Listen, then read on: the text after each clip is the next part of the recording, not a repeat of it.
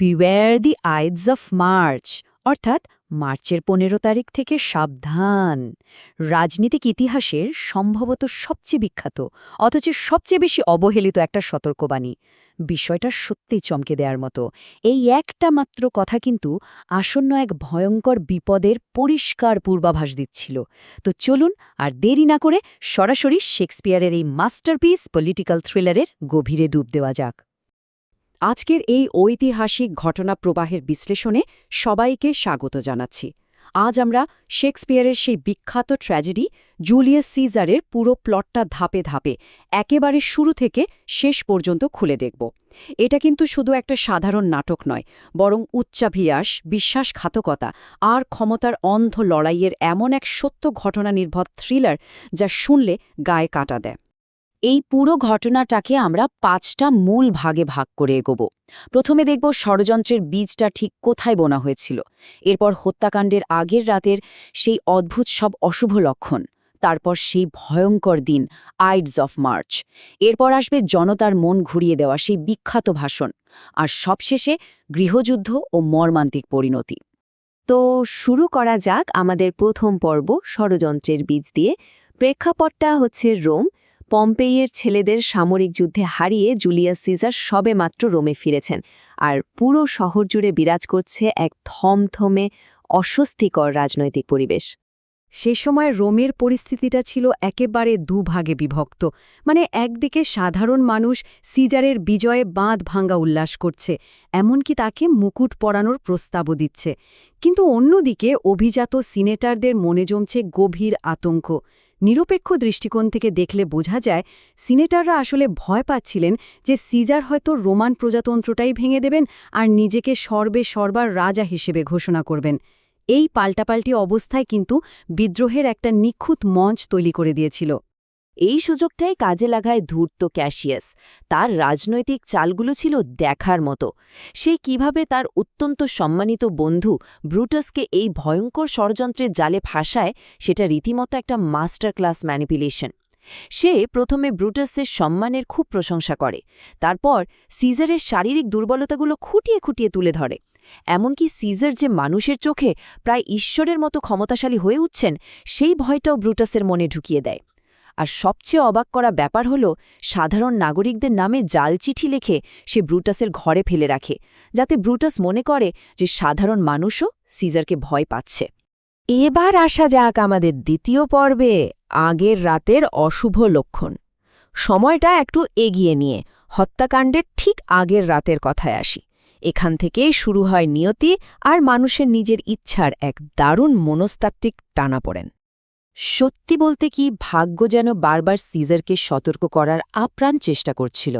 ১ মাস আগে এক গণক তাকে সাবধান করেছিল। আগের রাতে রোমে ভয়াবহ ঝড়ো আর অদ্ভুত সব অতি প্রাকৃত ঘটনা ঘটল। এমনকি তার স্ত্রী ক্যালপুর্নিয়া স্বপ্নে দেখলেন যে সিজারের মূর্তি থেকে অঝরে রক্ত ঝরছে। আর ঠিক সেই সকালেই আর্টেমিডোরাস ষড়যন্ত্রকারীদের নামগুলো লিখে একটা চিঠিও তৈরি করেছিলেন। কিন্তু সিজার চরম অহংকারের বশবর্তী হয়ে এই সব জলজন্ত ওয়ার্নিং সাইনগুলো এক কথায় উড়িয়ে দিয়ে সোজা ক্যাপিটালের দিকে রওনা হন। ঠিক এই সময়ে ব্রুটাসের একটা কথা পুরো গল্পের মোড় ঘুরিয়ে দেয়।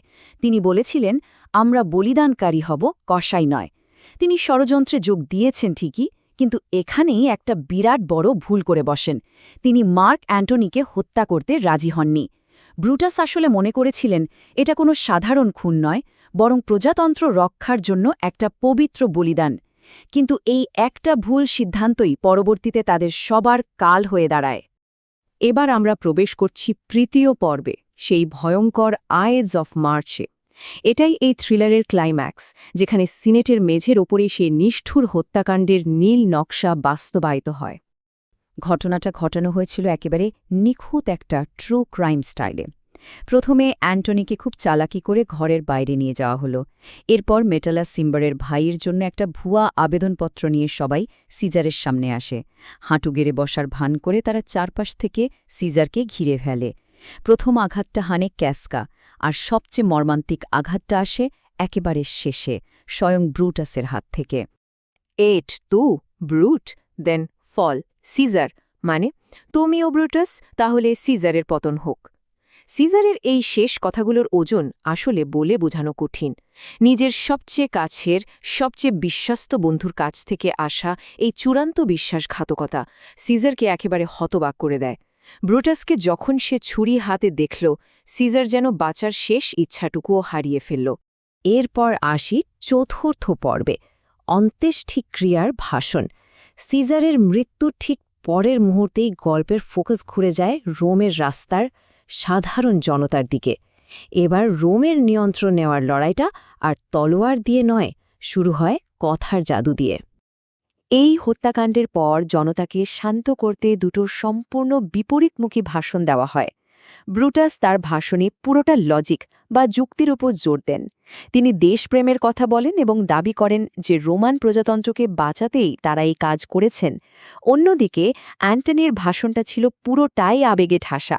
তিনি অত্যন্ত চতুরতার সাথে ষড়যন্ত্রকারীদের সম্মানিত ব্যক্তি বা অনারেবল মেন বলে বারবার তীব্র ব্যঙ্গ করেন, আর সবার সামনে তুলে ধরেন সিজারের সেই রক্তাক্ত মৃতদেহ। অ্যান্টনির এই মাস্টারক্লাস স্পিচটা কিন্তু গেম চেঞ্জার ছিল।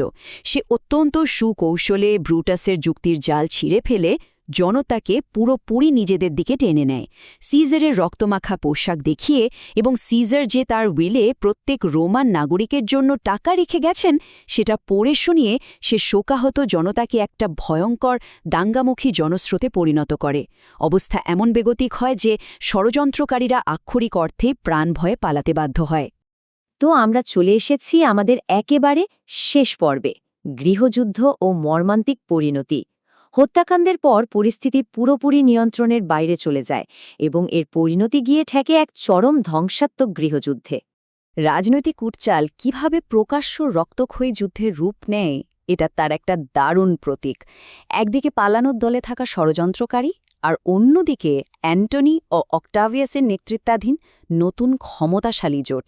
এদের মাঝে এখন আর কোনো কথার জায়গা নেই, শুরু হয় কেবলই ধ্বংসাত্মক এক লড়াই।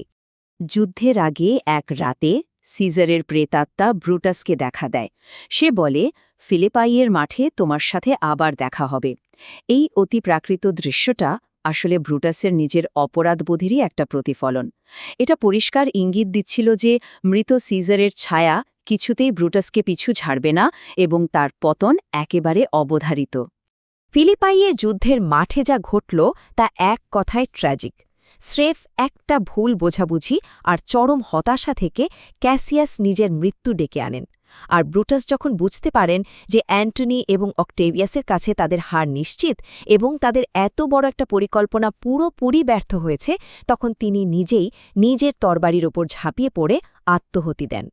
গল্পের একেবারে শেষ পরিণতিটার দিকে তাকালেই বোঝা যায় ব্যাপারটা কতটা পরিহাসের। প্রধান সব ষড়যন্ত্রকারী নিহত। অক্টাভিয়াস আর অ্যান্টনি রোমের একচ্ছত্র ক্ষমতা দখল করে নিয়েছেন। ব্রুটাস আর ক্যাসিয়াস এক নায়কতন্ত্র ঠেকাতে গিয়ে যে রক্তপাত করেছিলেন, ঠিক তার ফলেই রোমান প্রজাতন্ত্র চিরতরে ধ্বংস হয়ে যায় এবং রোমান সাম্রাজ্যের জন্ম হয়। অবশ্য অ্যান্টনি আর অক্টাভিয়াস শেষ পর্যন্ত ব্রুটাসকে একজন সম্মানজনক সেনানীর মর্যাদায় সমাহিত করেছিলেন। এতক্ষণ ধরে পুরো ঘটনাপ্রবাহ জানার পর একটা বিরাট প্রশ্ন কিন্তু থেকেই যায়। ব্রুটাস কি সত্যিই একজন মহৎ দেশপ্রেমিক ছিলেন, যিনি প্রজাতন্ত্রকে বাঁচাতে নিজের বন্ধুকে খুন করেছিলেন? নাকি তিনি ছিলেন এমন এক ট্র্যাজিক বিশ্বাসঘাতক যার কয়েকটা ভুল সিদ্ধান্ত পুরো প্রজাতন্ত্রকেই ধ্বংস করে দিল? রাজনৈতিক সহিংসার এই যে একটা নৈতিক দ্বন্দ্ব, সেটা আজও আমাদের ভাবায়। এই প্রশ্নটাই আজকের মতো সবার চিন্তার খোরাক হিসেবে থেকে যাক।